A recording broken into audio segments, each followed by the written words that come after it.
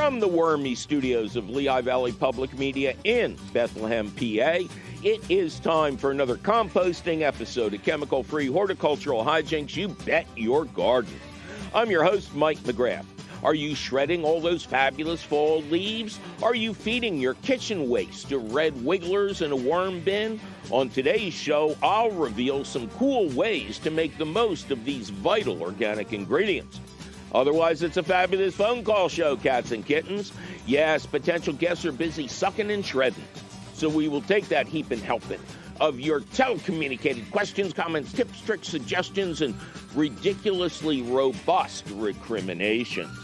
So keep your eyes and or ears right here, true believers, because it's all coming up faster than garden gold for your raised beds. Right after this. Support for You Bet Your Garden is provided by the Espoma Company, offering a complete selection of natural organic plant foods and potting soils. More information about Espoma and the Espoma Natural Gardening Community can be found at espoma.com. Welcome to another thrilling episode of You Bet Your Garden from the studios of Lehigh Valley Public Media in Bethlehem, the Christmas city at this time of year, PA. I am your host, Jolly Mike McGrath, and coming up later in the show, we will have a treatise on composting and worm bins that will cover many topics. I'm sure you'll learn something. Well, maybe sure is the wrong word. Anyway, before that, lots of your fabulous phone calls at 888-492-9444. Holly, welcome to You Bet Your Garden. Hello. Hello. How is Holly? Doing reasonably well. It's still nice weather. Yeah. Where are you, Holly? I'm in Bucks County, central Bucks County. Oh, this is the best time of year. Come on. It is. Oh, yes. Other than I'm out on my deck, and there are no longer hummingbirds coming to the feeder. So I sort of miss the hummingbirds. But... You poor baby. You want to see hummingbirds? Move to New Mexico. No, I don't think so. My wife and I were at a medical conference, I believe in Las Vegas, and we loved to visit California. We would drive up and down from the Baja all the way to the Redwoods. And so we decided, because it was winter, it would be safe to rent a car and drive across the Painted Desert. Well, the Painted Desert was in full bloom, and you could see what they mean. And hummingbirds were around there like flies at a picnic. Wow. That must have been lovely. Oh, it was amazing. I mean, it took us 4 hours to drive 30 minutes worth because we kept getting out and going, wow, this is like the wonderful world of Disney. That's nice. All right. So, Holly, you're in Bucks County. Beautiful place this time of year. What can we do you for? I have a spirea that I've had for years and years and years. Mm-hmm. And this year I noticed that there are sort of long, I guess I'll call them trunks. I'm not exactly sure what a shrub would have that's the equivalent of a trunk of a tree. But, just these big long shoots coming up that out of the ground. Yes, out of the ground. Okay. And the leaves are bigger than the regular leaves. They're not branching off. Mm-hmm. And I'm just not sure what's happening to my spirea that suddenly it looks like this the monstrous thing. I think I think of them as like in the Woody Allen film of Sleeper when they have those enormous stalks of celery and things like that. Compared to the regular spirea, this isn't that big a difference, but it's still it's like a different shrub. Okay. So is your landscape mulched? No, not at all. Not at all. So there's nothing around the trunk of the spirea? Just grass. Just grass. Well, what's happening is you're getting what are called suckers.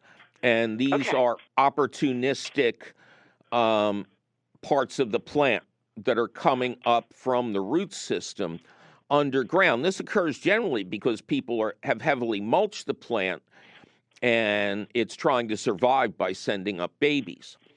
You know, when fig trees do this and they're left alone and they're strangler figs, they can cover acres. Okay. But you have, again, suckers. And I'm surprised that there are leaves on them. You let them go a long time. I probably, yes. That's okay. Nothing wrong with that. Okay. Each plant suckers differently, those that do sucker. So it's quite possible that these opportunistic shoots could grow leaves and flower. You know what? I'm sorry. I'm going to interrupt you because I'm actually outside looking at it now more closely. Some of these are actually growing off of branches that flowered last year. Okay. Those are called water sprouts. Okay. And it's kind of the same thing. If it comes up from the ground, it's a sucker. And if it comes out of a branch of the plant pointing up, it's a water sprout. They're all pointing up, right? Yes. Okay. I would certainly remove the water sprouts. They're not going to do much in terms of flowering, and they're draining a lot of energy from the plant. Okay. Now, you can experiment and leave the suckers go, but if you have a nice-looking landscape, it's never going to look good.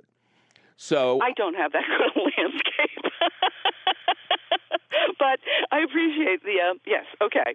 Okay, so the best time to prune off the suckers would be the dead of winter. All right, not right now. No. You could stimulate new growth, and the plant would keep growing and freeze to death. Okay. No, nothing should be pruned in the fall. Okay. All right. And so that would be true of the all right, that's the suckers, and the water sprouts also should be pruned in the winter? That'd be the best time. I will do it then. That's fine. All right. Good. So I don't have to do anything until winter. And I would assume at that point, and that one is a sucker. All right. So I have both of these things going on. When the leaves have died off, I will cut these things off. Wait till it is bitter cold. Wait till it's been bitter cold for a week and is predicted to be bitter cold for another week. You don't want to stimulate growth at this time of year because it'll freeze. And if I were you, I would go online and investigate this. It is unusual for a plant to have both water sprouts and suckers.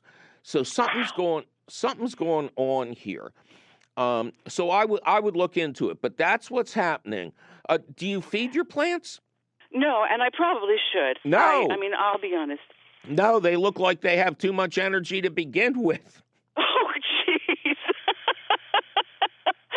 Oh, my. Then I have... No, I mean, I live out in the woods, so leaves drop on there. We cut the grass and we let it mulch itself where, that kind of, and it gets a lot of, it gets rain.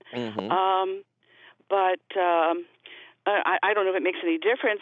I planted it to essentially hide the wellhead. Yeah, so there's a hint? Oh, yeah, it's getting so much water it doesn't know what to do, so it's growing extra arms and legs. No, maybe. We've got a 500-foot well. Whoa. Well, there's still going to be condensation at the wellhead. But I'll tell you what, just keep an eye on these things. Cut them off over winter. If they start showing up again, just cut them off when you see them. And go into this more deeply because I can tell you what you got and what to do about it, but I can't explain why. So I would like you to do some independent research now that you know the names of these advantageous plant parts and see if there's anything going on that you should be taking care of. I will do that. Thank you. All right, Holly. Great question. I love doing research. Thank you. Bye-bye. Thank you. Little Bye-bye. bugs, little bugs, little bugs, little bugs, little bugs, little bugs. Little bugs, little bugs, little bugs, little bugs, little bugs, little bugs. Little bugs, little bugs, little bugs, little bugs, little bugs, little bugs. Little bugs, little bugs, little bugs, little bugs, little bugs, little bugs.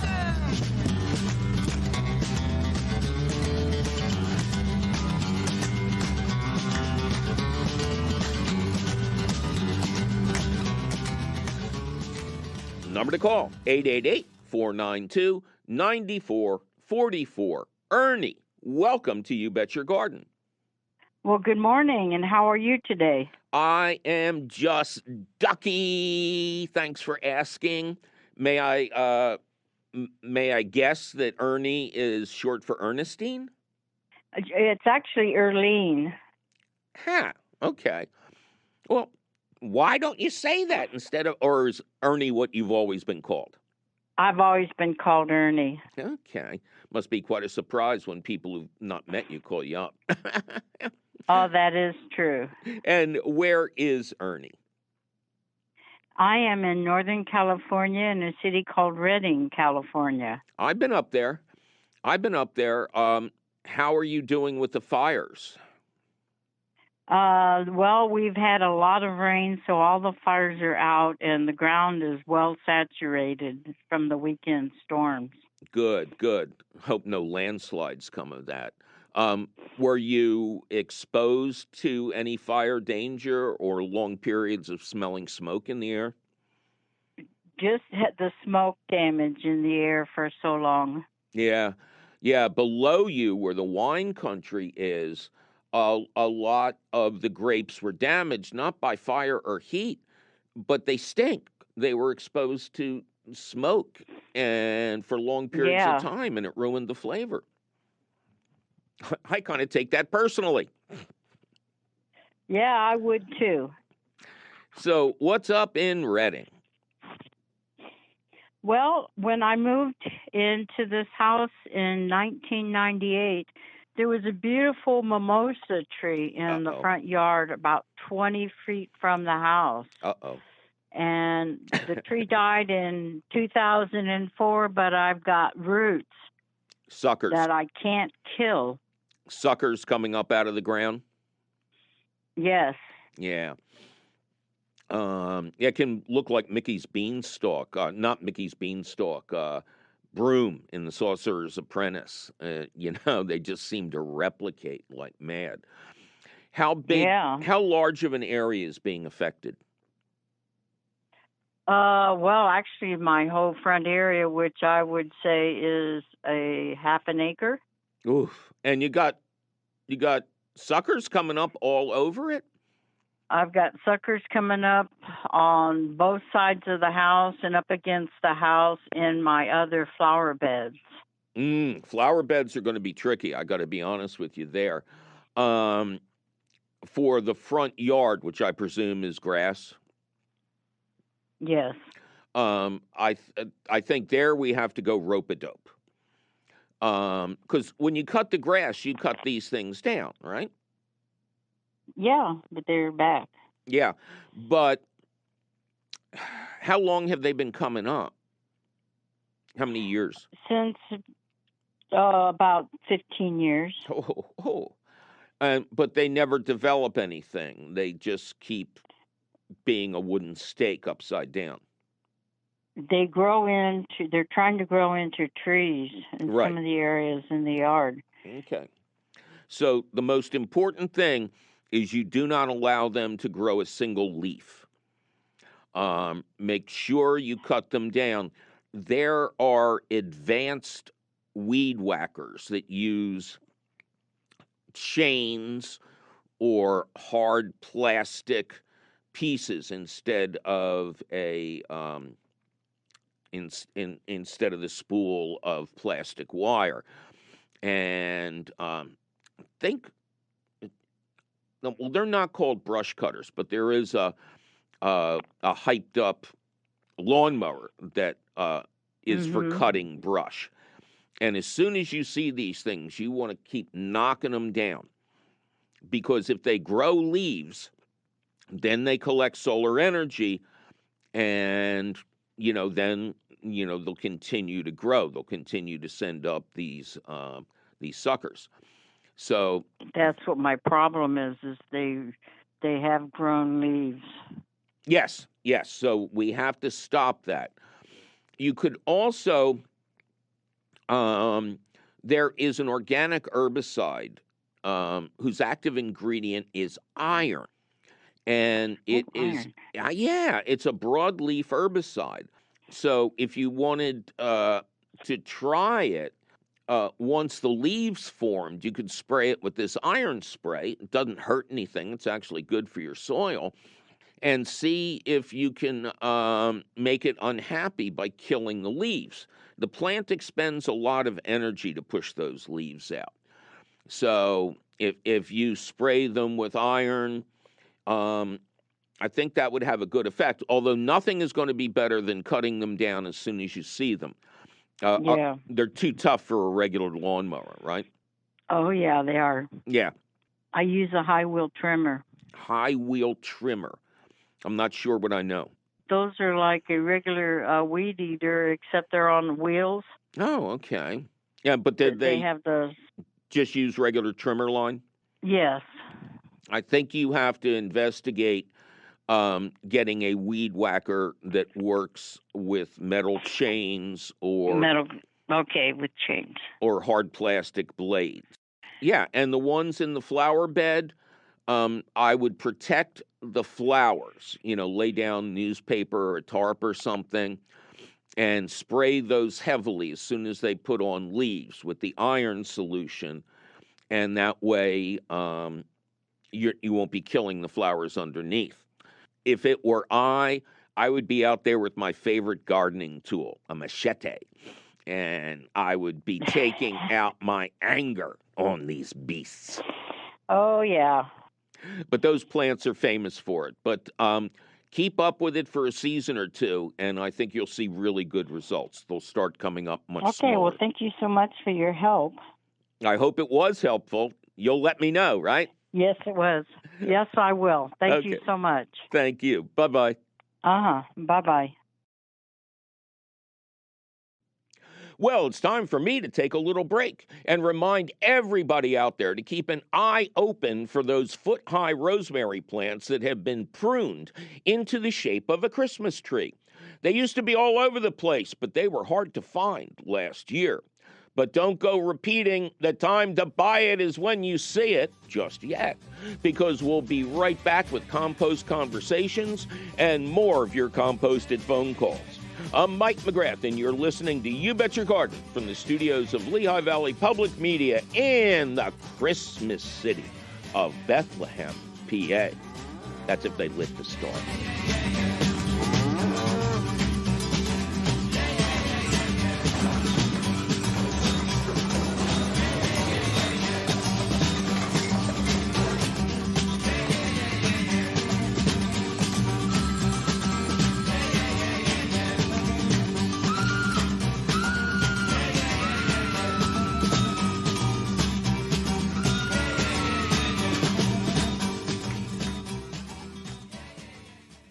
Support for You Bet Your Garden is provided by the Espoma Company, offering a complete selection of natural organic plant foods and potting soils. More information about Espoma and the Espoma Natural Gardening Community can be found at espoma.com.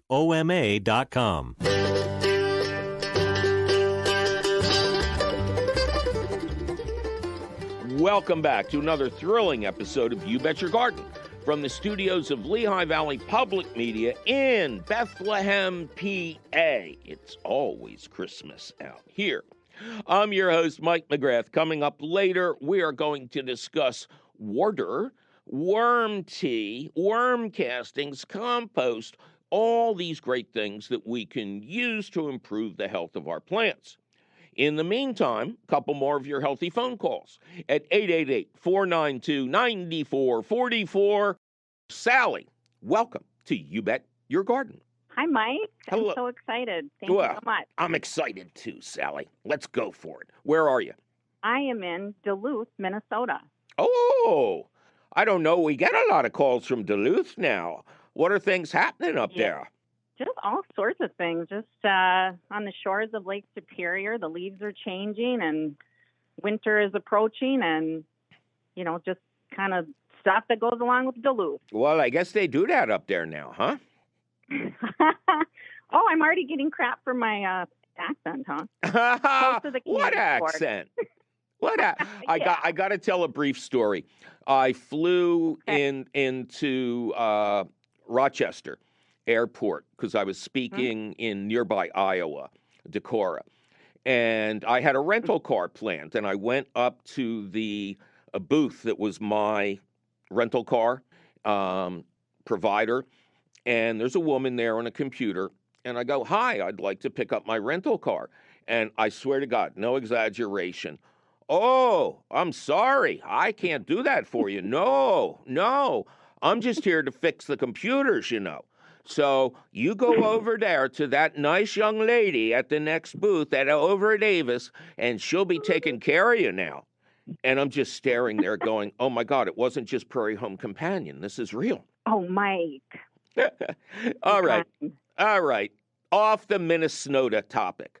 What can we do you for? Okay. So I picked up these beautiful oleander plants from a local garden store.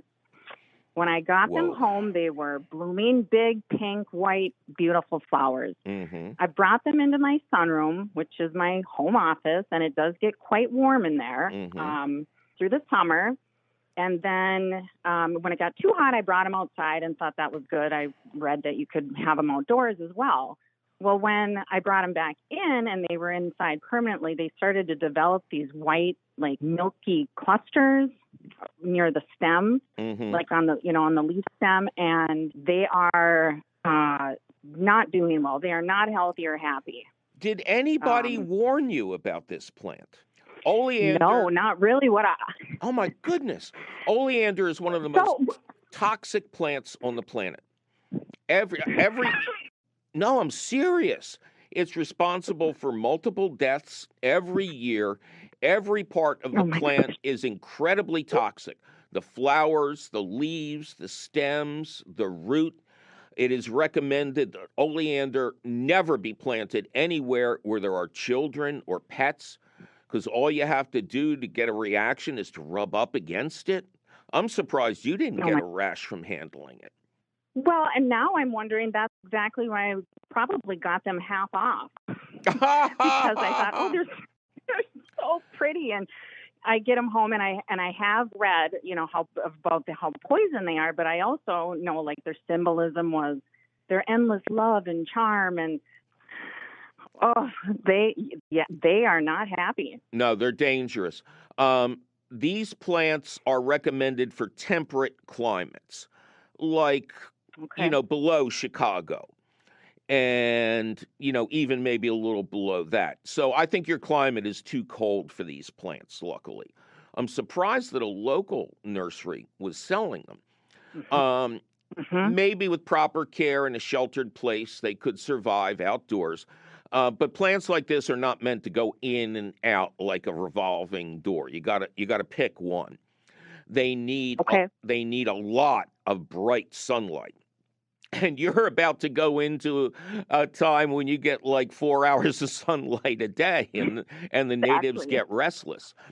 So to flower, they have to be. I have been even further up, and people go quite mad when there's only 2 hours of sunlight a day. But then again, in the middle of summer, it almost never gets dark. So you take your pick. Anyway, outdoors in a temperate climate, they need full sun. They also need lots of water. They can't stand drying out, which they would do in a warm room. It sounds like you have either aphids or mealybugs or both. Have you? Oh, geez. I hope you haven't tried wiping them off. All of a sudden, I remember what kind of plant. I haven't. Yeah. You can spray them off with sharp streams of water, but, I don't know what to tell you. If you planted them outside now, they probably wouldn't make it because they don't have time to acclimate. I mean, no offense, but your first snow is right around the corner. And you're right. Yeah, and I don't know that they're a workable indoor plant unless you have an actual greenhouse where you can control the humidity and stuff, and have bright lights. So if you're going to keep them indoors, they would require artificial light and a humidifier. But I recommend you put them in the trash and go back to the nursery. No, I'm serious. Go back to the nursery and say, why isn't there a warning on this plant?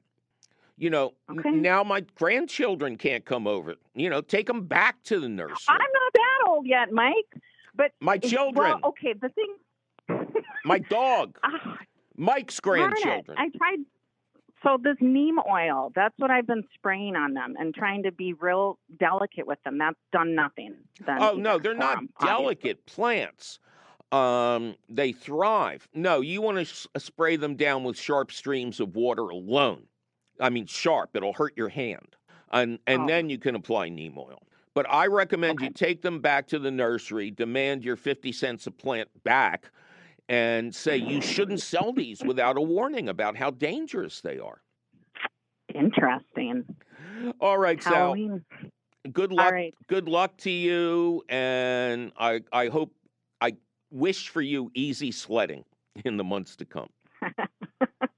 Thanks so much. I appreciate it. All right, you take care. Bye-bye. 888-492-9444. Jane, welcome to You Bet Your Garden. Hi, Mike. Thanks for having me on. Well, thanks for being had, Jane. How are you? I am doing well. Where are you, Jane? I am in Milne, New Jersey. Which New Jersey? Milne. Milne. So Milne. Have you heard of it? No, but it sounds like fun to keep pronouncing. Milne. Where the heck are you? It's in South Jersey. It's between Millville and Mays Landing, if you know where that is. Yes. But yes, so that's where I'm at. Who was May? I'm not sure. Well, why not? You live nearby. You should be able to recite the local lore to your visitors. Yeah, we haven't been here for that long, but I'll try to figure it out. Yeah, just type it into your search engine, and Wikipedia will tell you more than you want to know. All right, what can we do for Jane in a weird town in New Jersey close to Mays Landing? So I have a large property that we planted 18 October Glory maple trees about 2 years ago along our driveway. Huh. And they are beautiful, and they leaf out great, and they're doing well. However, this year, mostly, I've noticed that middle of summer or so, the leaves on some just random branches on almost all of the trees has started turning color, and then eventually the whole branch just kind of dies off, and the leaves fall off, and the branch is just standing there ugly naked. So I kind of, inspected it a little closer, and I realized that on the base of the branch, the bark is kind of chewed off. So then And then did you see the hornets? Yes, and then I saw the hornets. Yeah. Okay. Yeah. This is common. It scares the feces out of people.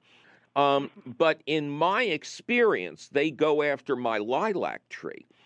In my experience, it doesn't harm the tree long term. Now, you say your hornets showed up in the middle of summer? Yeah, I would say so. Maybe, well, I didn't notice the hornets themselves. I just noticed that the leaves would turn color, and I would say, oh, well, that's so pretty, but it would just be like a random branch, and I know it's just way too early for them to turn. So I think I noticed the hornets maybe late summer. Okay. But I'm sure they were working on them, Well, earlier than that. Here's the thing. Obviously I knew what was happening as soon as you started to tell me, because I've seen it personally.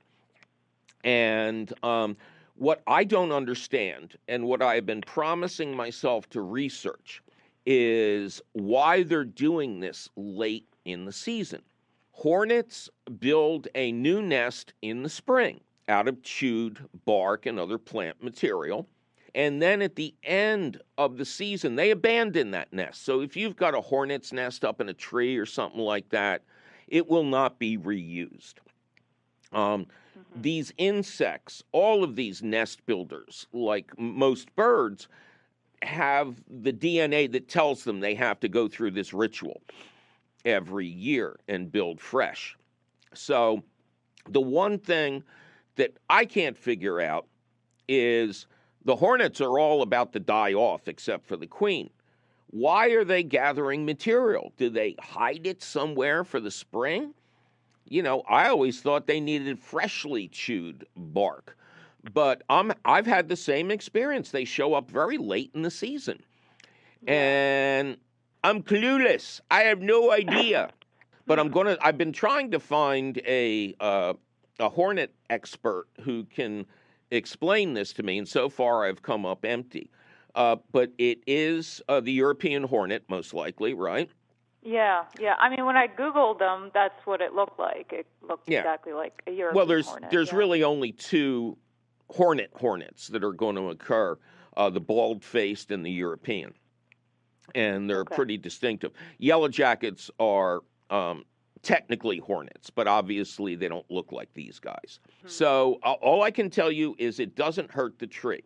But if you'd like to wait till fall to see the colors and the leaves, you can set up hornet traps. I'm not sure what you would use for bait, probably the same as a yellow jacket trap. Hornets are carnivores. They're out there eating a lot of caterpillars and other large pests in your garden, because that's what they need for fuel. They're stripping the tree bark for building material. But again, the only thing I can't understand is why they do it in the fall. It may be because when they strip the stuff in the spring, it kills the plant. And somehow they've learned throughout the millennia to not do this until the fall, so that the plant isn't long life harmed. But what do they do with it? Do they have a storage unit somewhere? And who's got the keys? So you think that my maples will be fine because I'm worried about them. And then so the branches that are kind of dead and ugly, is it just worth for me to just cut them off? No, why? No, leave them. I don't know. Yeah, I mean this is what they're going to look like in winter. Yeah. Wait till... I guess I haven't really paid attention to see if they leaf back out because they do strip literally completely through the circumference of the whole branch. I know. Same with my lilac. Technically, it should kill the plant or that branch, but that's not happening. My lilac is thriving. Yeah. So what I'll tell you to do is wait until spring, wait till the plant leafs out, and if different portions of the plant do not leaf out, then prune them off. You don't want to do it now because you have no idea what's going to happen in the spring. Okay. All right? All right. Well, that works for me. They do sting because they are members of the wasp and hornet family, but only if provoked. They're too busy doing what they're doing. So I walk past the plant all the time, and they ignore me and I ignore them. Sounds good. Well, if they eat the caterpillars, that's fine too, so they can hang out, I guess. They are total carnivores and very beneficial. What is the old quote? There were these turn-of-the-century garden books called the Orange Book and the Green Book, something like that.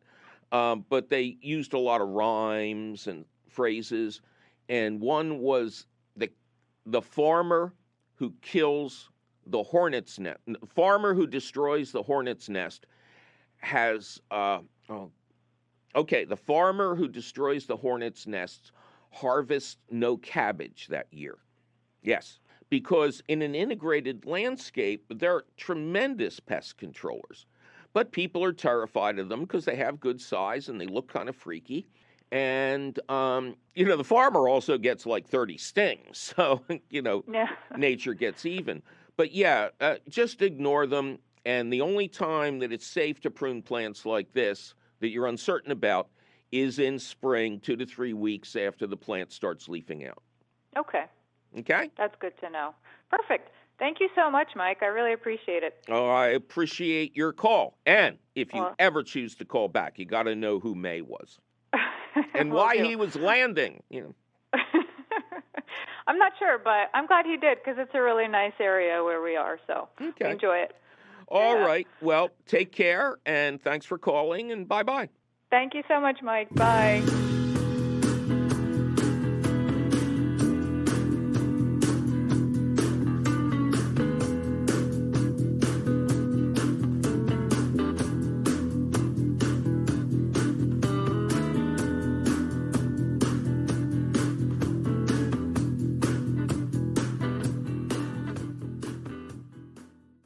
Well, it's time for me to take a little break and warn everyone who does find one of those little rosemary Christmas trees that they are pot bound in the extreme. So immediately sit it in a sink with a few inches of water, with the decorative foil removed, of course, and let it hydrate until you can move it into a bigger pot. But don't go Christmas herb shopping just yet, because we'll be right back with Compost Confessions and more of your fabulous phone calls. I'm Mike McGrath, and you're listening to You Bet Your Garden from the studios of Lehigh Valley Public Media in Bethlehem, PA.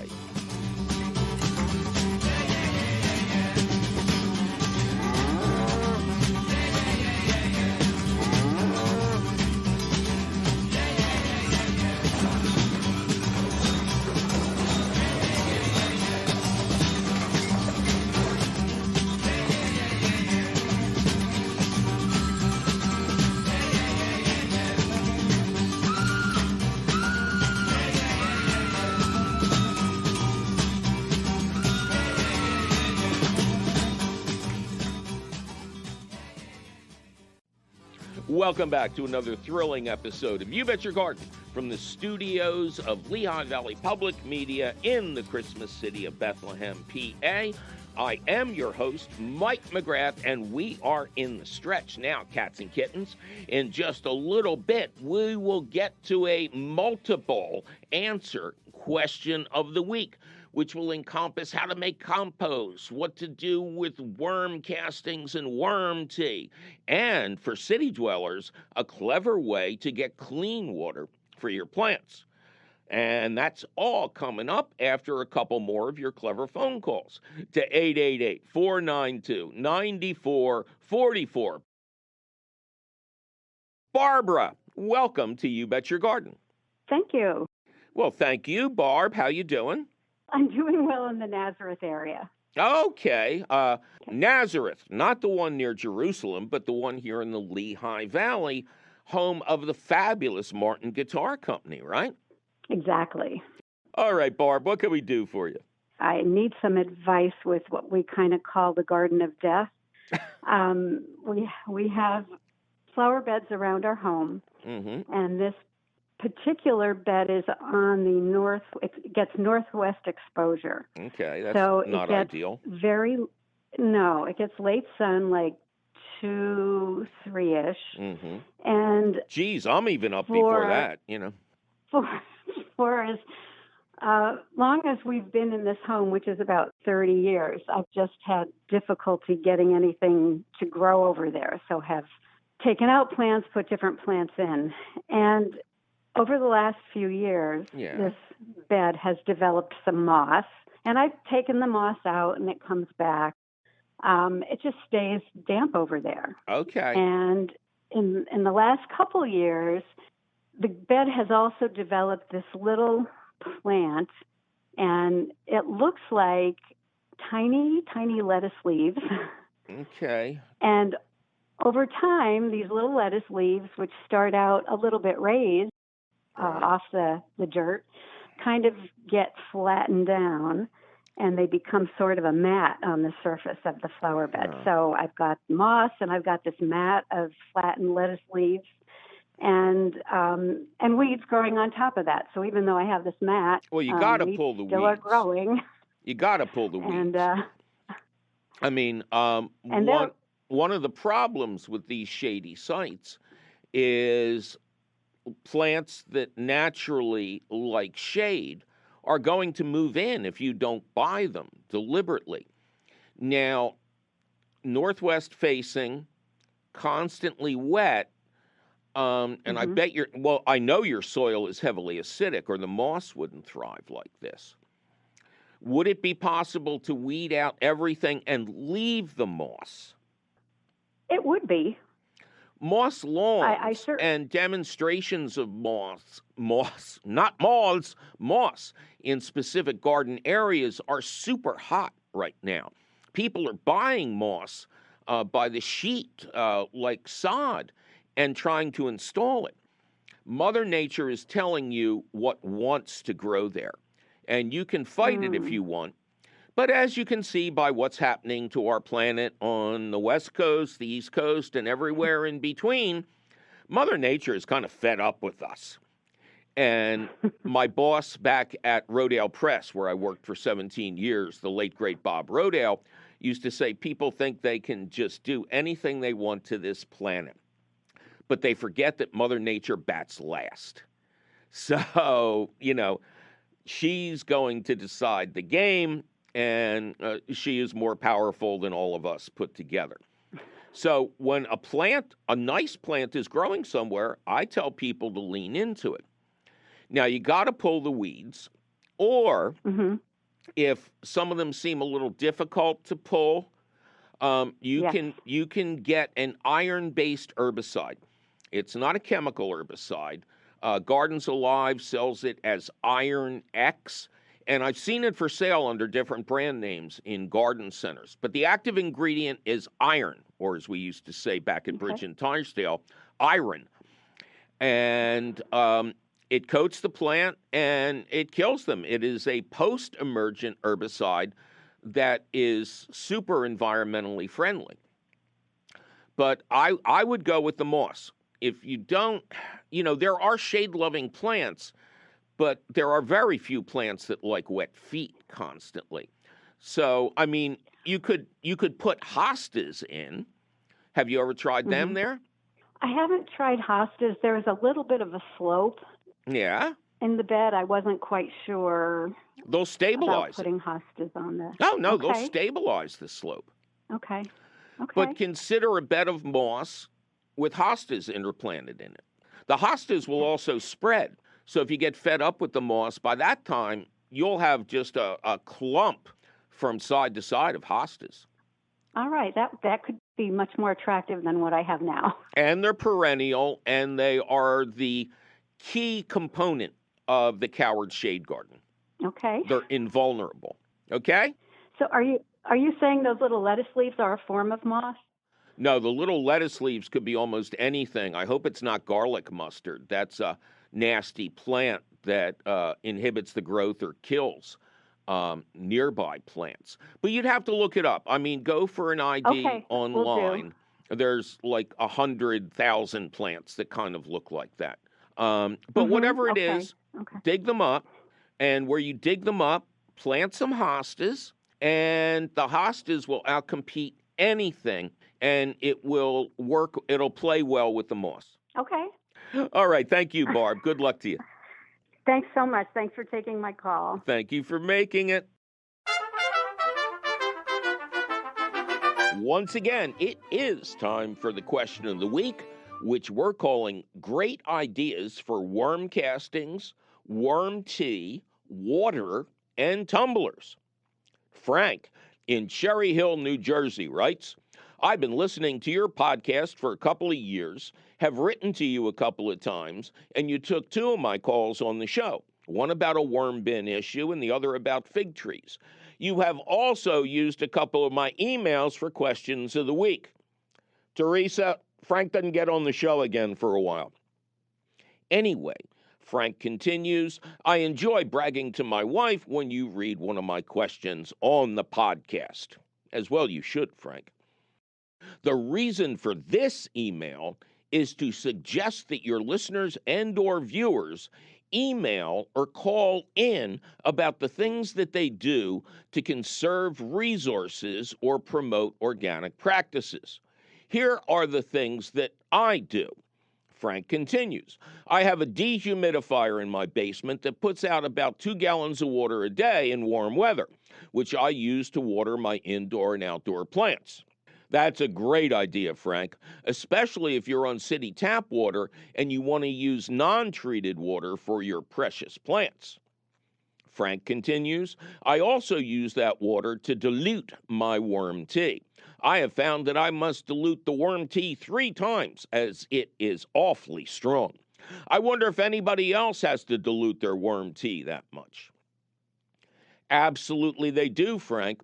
Full-strength tea is generally too strong, especially for younger plants. The rule I follow is that the color of the diluted worm liquid should look somewhere between strong tea and weak coffee. And I find that a 3-to-1 dilution generally looks right. Frank is up to bat again. I obviously also have a worm bin. I use an old blender to grind up the worm castings, as they can get pretty hard when they dry out. Well, that's another great idea, Frank. Sometimes my housemate will include avocado husks in our worm bins, and they decay at about the same rate as plutonium.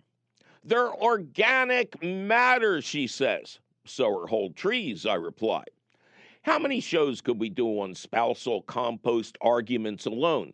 We'd have to subcontract with Judge Judy. Anyway, I like this idea a lot, except for the collateral damage to any red wigglers that get into the blender. I'm getting flashbacks to Dan Aykroyd's classic Bass-O-Matic skit on the original Saturday Night Live. And so I will continue to add the finished compost of my worm trays to an active compost pile. But still, except for that memory of Dan Aykroyd, it's an interesting idea. Frank is up again. I have an old coffee grinder I use to grind up eggshells to spread on my 3 raised beds. Of course, they also go into the planting holes for my tomatoes. Well, that's another great idea, Frank, but why use a coffee grinder? I would load the crushed shells into that old blender of yours with some water and whiz until the shells become liquid. Liquefied calcium will be more immediately active in helping prevent blossom end rot on those precious tomatoes. Frank again. Doesn't this guy ever finish? I also have a tumbler, which I use to break down shredded leaves. The finished product is dark and the leaf remains are very small, but it never starts to look like soil. Do you think that I need to add more nitrogen to the bin when I start the process? I put coffee grounds and worm tea into the bin for my nitrogen component and use the finished product as a mulch on my raised beds. Well, Frank, your location just across the Ben Franklin Bridge from Old City, Philadelphia, is going to be somewhat cooler than gardeners in the actual city of brotherly love. While I, in the foothills of the Lehigh Valley South Mountain, am cooler than you. You know, honestly, I'm cooler than just about anybody, except little Stephen Van Zandt, Howard G. Krebs, and Ed Kooky Burns. Hey, Kooky, lend me your comb. As always, I digress, but I did leave a trail of pretzel salt to help me find my way back. Soft pretzel salt, of course. To wit or to wonder. Anyway, although your finished product sounds like a great mulch, composting in areas with real winters is best accomplished as a 2-season event. We diligently shred our leaves in the fall. Then we pile them into tumblers, spinners, sealed compost bins, and or open wire mesh cages, adding items to provide nitrogen that are either unwise, wise, and or bat poop crazy. Winter then greatly slows the composting process, especially if you loaded your pile up with low nitrogen kitchen scraps. Such compost may not even be thawed out by spring, much less finished. The wisest choice in cold winter climes is to let that compost break down in the warm weather of spring and then use it to freshen up your plots early to midsummer. But Frank's habit of making red wiggler smoothies opens up a new train of thought here. The best, the hottest, and the fastest way to compost shredded fall leaves is to add lots of spent coffee grounds to the leaves as you shred them, mixing the grounds in as you go. Coffee grounds are an excellent source of nitrogen, while most kitchen scraps are not, which is why we urge all of you to get a worm bin, wherein those otherwise worthless scraps are turned into garden gold. Back to Frank. Remember Frank? I suggest that he dump the finished worm castings into that bin of his, where the undiced worms will help make finished compost faster. Plus, they won't be dead. In gardening, not being dead is always an excellent goal.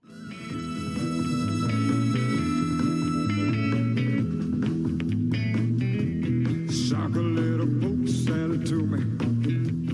You know I need me a mess of it.